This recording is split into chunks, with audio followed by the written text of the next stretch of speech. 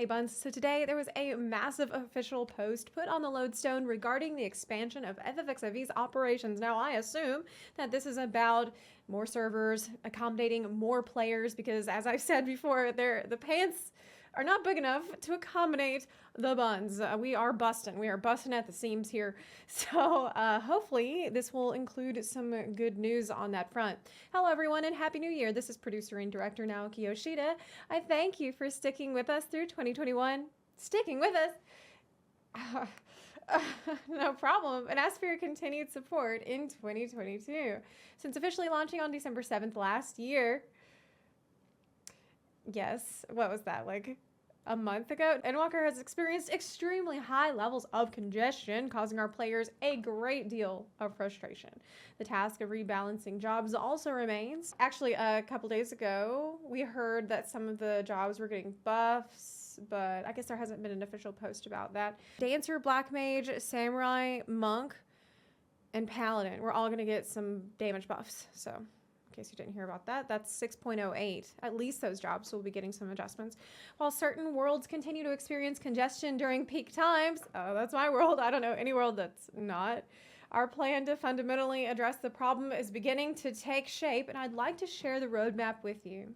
This is what I love about Naoki Yoshida. He always, like, anytime there's news, anytime there's anything to report, he's straight to the Lodestone, letting us know right away and giving us all the details. Like, this looks like a massive post, so let me not waste any more time on it. Before I proceed, just a warning that this announcement covers a wide range of subjects and is quite long. Okay, well, that sounds like if some of this is boring and you can just read it, I will cut. We'll fix that in post. The Oceanian data center, which we have been planning for some time, will be opening approximately 2 weeks earlier than scheduled. This may be a little sudden, but we'll be bringing it online on Tuesday, January 25th, 2022. Additionally, taking into account the current number of players in Oceania, the original plan was to, I think I pronounce it differently every time. Anyway, original plan was to originally add 3 worlds and later introduce 2 more. In light of the recent influx of players, however, we have decided to add 5 new worlds from the start. Damn, with this, there should be more than enough room for everyone in Oceania to transfer over. See, that's how it was different. Oceania. Those in Oceania have struggled with network's latency issues, should also have a better play experience, so maybe they can actually play Machinists now in Oceania. This will be explained in detail separately, but these being new worlds, will be offering incentives to transfer to them, such as waiving the transfer fee. Free transfers. And here he's talking about the World Transfer Service, which is currently suspended because of the ridiculous congestion with Endwalker, but it will be resuming on Wednesday, January 26th. That's one day after the Oceanian data center opens on January 25th. So the next day, everybody on all data centers will be able to freely use the World Transfer Service again. So that's great news, assuming you are not transferring to my server. We are full, no more people. Please go. Why don't you consider transferring to a super low pop server, like a low... Is there any low congestion world at this point? I don't know. In response to congestion following Endwalker's release, we had postponed the launch of the data center travel system. It is now being planned for a 6.1 patch. Okay, so this is very exciting. This is a really big deal. To briefly explain how the system works, players will be able to visit worlds in other logical data centers within the same physical data center. Visit other data centers, data center travel. Players will not be able to visit worlds in other regions, physical data centers. That sucks, but I hope that they change that later because for me, obviously it's great. I'll be able to visit Preach over on the other data center. Yeah, he's on Light. But I have a lot of friends on US servers that I can't visit on my main, and that's a bummer. Though cross-region travel is technically possible, implementation is still under consideration. Consideration?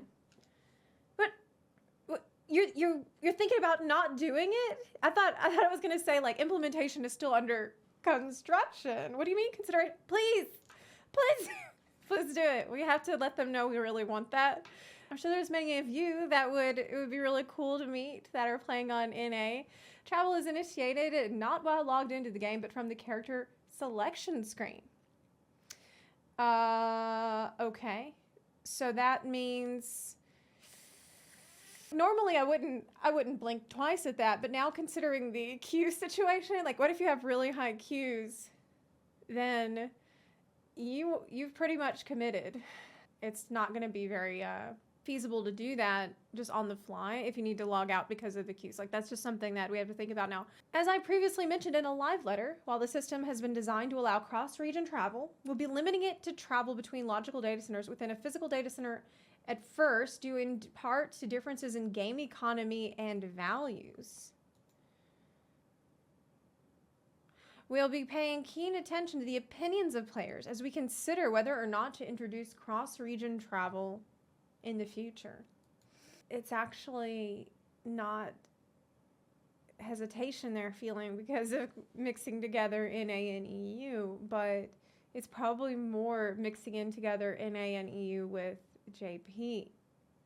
I'm suddenly realizing that I wonder like if that would actually cause some friction. I mean, I do know that like on Elemental Data Center, it's common on JP servers to use like a take and leave system for loot distribution. So if you finish a savage fight or an extreme trial, then I think it's like there's a bunch of items that drop and everybody like they go from left to right where people roll on the first item that dropped. You can only get one thing, first of all, and people roll on the first item. The person who gets that, once they have the item, they leave. And then everybody goes on the next item. And then once that person gets the item, they leave. And that's obviously completely different than like sort of free-for-all system we tend to go with in the West. Like when I do an extreme trial, everybody just, it's all need, whatever. And like maybe you'll get lucky and you'll win everything. And everyone's like, damn, you were lucky. It's not like, wow, you were greedy. You know, it's like just a completely different way of looking at the same situation. But yeah, I mean, I can definitely see how there could just be some cultural differences that might result in clashing. So maybe this is the right call for them for now. I honestly, in my selfishness and in my desire to really, really want to go visit people on NA, I think I kind of overlooked this other glaring problem of like maybe potential friction happening between NA and or EU and JP. But I mean, then again, look at NA. I mean, it would be for the best though if EU, at least letting EU go meet NA, so we can go over there and teach y'all how to use macros. Yes, everybody thinks I'm on NA because I'm American. I live in Ukraine. So I actually play on EU. I've only ever played on EU, and using macros is fantastic. Once I found out that NA doesn't use macros, I was horrified to learn that everybody just stands around markers. Oh my God. What are you doing? What are you doing, NA? Maybe there's people that are watching this right now and they're mad that I'm saying that because they think that their way is better. And so already, maybe there would be more friction between NA and EU than I had previously thought, you know? Yoshi P in his wisdom knows what's going to be best. And actually, I trust his judgment on this. Whatever he decides to do, open up region visit or not, I trust that he's going to make the right decision. I really do. He said that data center travel will have more restrictions in the world visit system we currently have in place, restrictions against the free company chat and cross-world link shells. This is due to the fact that it isn't possible to keep an eye on chat and cross-world servers outside the bounds of a logical data center. Well, that's okay. We have Discord. We can just talk on Discord. Aside from that, however, there are just about no restrictions, be it undertaking quests, forming parties, or using the duty finder. You'll be able to play the game as usual. If you have a means to communicate with others, such as the Lodestone or the Companion app, it should be possible to form static parties. Are people using the Companion app to communicate, to chat instead of Discord? If you want to join a free company or link shell in another data center, you'll need a trace for your home world. I'm like, yes. Oh. But we think that the system will otherwise provide an enjoyable experience. We ask for your patience just a little longer. Okay. As for the expansion of Japanese data centers, they currently have 3 logical data centers on JP and 32 worlds, but they want 4 logical data centers. They want to reconfigure the composition of the worlds on these data centers, overall resulting in more possible simultaneous logins. So if you want to read more about this, you can. It's quite a little bit technical, but this will involve a partial regrouping of worlds for people on JP. And so, I mean, I went through that whenever they broke apart the European data center into Chaos and Light, and it sucked. It really sucked, like having to say goodbye to so many people that I had been doing Dottas and Arsenal with. At that point, our community was just split, and for me, making an alt is not really realistic. So, yeah, that's another reason I'm looking forward to the data center visit system. But now JP players will have to face a similar situation. That isn't going to happen soon, though. It looks like this is going to be scheduled to be implemented around July 2022. As for the expansion of North American data centers, they are going to do a 2-phase major server expansion. Now, this is not going to involve worlds getting switched around to different data centers as far as I can tell. The first phase will happen in August 2022, and the second phase will follow in spring or summer of 2023. So they will add 1 new logical data center in August with 4 new worlds under it. And then in the second phase, later on, they will add 4 more new worlds under that newly established logical DC. So originally they wanted to add all 8 new worlds at once, but because of the semiconductor shortage, that is just not happening. So that's still going to be a lot of new space to accommodate NA. And they said that they're also going to consider an even larger scale upgrade for the time of patch 7.0. So that's way, way ahead, and I'm glad that they're thinking about that now. On the European front, currently we have 2 data centers, Chaos and Light. I am on Light, and they want to, similar to what's going on for NA, they're going to do a 2-phase big server expansion. So in July 2022 is the first part, and the second part is going to be in the summer of 2023. In July, they will add 4 new worlds, 2 under each of the logical data centers currently in European servers. So under Chaos, 2 new worlds, and under Light, 2 new worlds. In the second phase, 1 new logical data center will be established and 8 new worlds will be added under it. So we're going to have a whole new data center added to EU. Now, in terms of 7.0, even further expansion, they said they're still looking for the floor space to put the 4th logical data center. So, I mean, I don't know how much space they need. I have a little bit of room, like around there. Like that's probably gonna be fine. Oh, and here's a section that I'm sure is gonna be music to many of your ears, people who are struggling to even get into the game at all or get your friends in. So after due consideration of the following factors, we will be resuming digital sales starting on January 25th at 5 p.m. JST.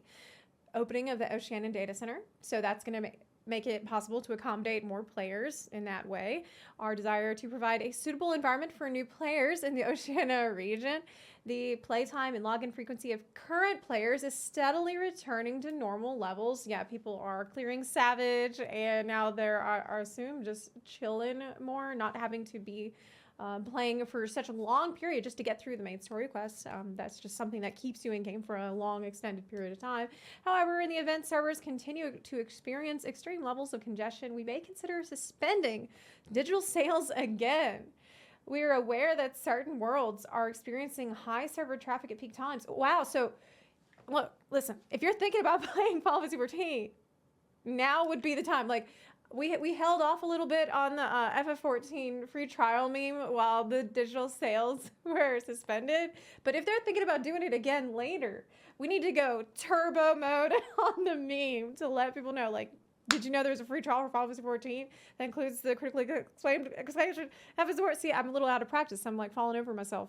Oh, but they will resume registration for the free trial after monitoring server stability a while longer. So that's actually different. So looks like free trial might still be suspended, but keep an eye on it. Keep an eye on Lodestone. You will be able to buy the game January 25th. No, okay. Final notes. Once again, I wish to apologize for the delays to server expansion caused by the global semiconductor shortage. Look, if it's not your fault, if it's completely out of your control, you don't have to apologize, okay? The necessity for communities to separate due to the regrouping of worlds is another inconvenience that may prove unavoidable for some players. Yeah, I mean, look, they wouldn't do that unless they absolutely had to do it. And based on everything that was explained here in this post, you can see why it's necessary if they want to do anything to try to alleviate the congestion problems. for JP, thankfully. I mean, EU, we went through that already. And I do feel like, honestly, a big reason why people are really hesitant to transfer to lower populated servers is because of the house. Yes, if you transfer, you can get some compensation in gil for your house, but it's not worth it. Even with the gil compensation, it's not about the gil. It's about like this plot, this house that was very difficult to get. In some cases, people are sitting for hours and hours and hours, clicking. Like, there's no amount of gil you could pay them to like make them want to go through that experience again. Or if you're like me, I didn't have to go through that because I got a house before that was necessary. And I do not, under any circumstances, want to put myself through that if I can avoid it in any way. So like a lot of people are not going to want to transfer it for that reason. And I think solving the housing problem, making it very easy and accessible for every single person to get a house, I think this should be seen as part of the plan. You cannot look at the server congestion crisis without also looking at the housing crisis. If you work on the housing crisis, this will help alleviate some of the congestion by maybe encouraging people to go and transfer to lower population worlds. As mentioned earlier, we're also hard at work not only on further job adjustments, but other exciting new content for the 6.x series. Please tell me more. As well as plans for our next expansion, patch 7.0. In fact, I have a few announcements planned for the end of February. So be sure to keep your eyes peeled for our next letter from the producer live. I will be there, absolutely, unless it's at 4 o'clock in the morning. Okay, please stop having it at 4 o'clock in the morning. This time at least. Until next time, here's to another great year of FFXIV. Thank you so much, Yoshida, yet again for another very thorough explanation of the situation. This is one of the reasons we love Naoki Yoshida, is he continues to do this anytime there's an issue. It just makes me feel like he cares about me as a player. He wants me to understand why they make the decisions that they do. It almost feels like the devs, led by Naoki Yoshida, and the players, we are a team. We are working together. He's listening. He's letting us know. We let him know what we want. He lets us know why that can happen or why it can't happen or what are the obstacles in the way. So I really, really, really appreciate this kind of stuff. Now, there were a couple other lodestone posts that were put up, but it's just really stuff that I think had already been covered in this massive post. The thing about, of course, when the Oceania data center is going to open, January 25th, the recommencement of the homeworld transfer service that was also mentioned here in this post. So I'm, of course, going to link to all of this in the description box down below, and let me know what you think about, gosh, there's so much to cover. There's so many things that you can comment on here. The fact that they are a little bit shy of bringing in the region visit service, considering potential culture clashes, and I think that is in some ways a valid concern and something that needs to be monitored. Do you think that's actually a problem? Do you see like any potential problems that could be caused in a cultural clash standpoint if they added region visit? Are you an Oceania player and you're super excited to finally have a data center in your region that's going to hopefully have better ping for you? Let me know all of that in the comments section down below. If you like this video, please consider supporting the channel on Patreon or on Twitch. You can also support the channel for free just by clicking the subscribe button or by sharing this video with your fellow adventurers. Thank you so much for watching, and I'll see you next time. Bye.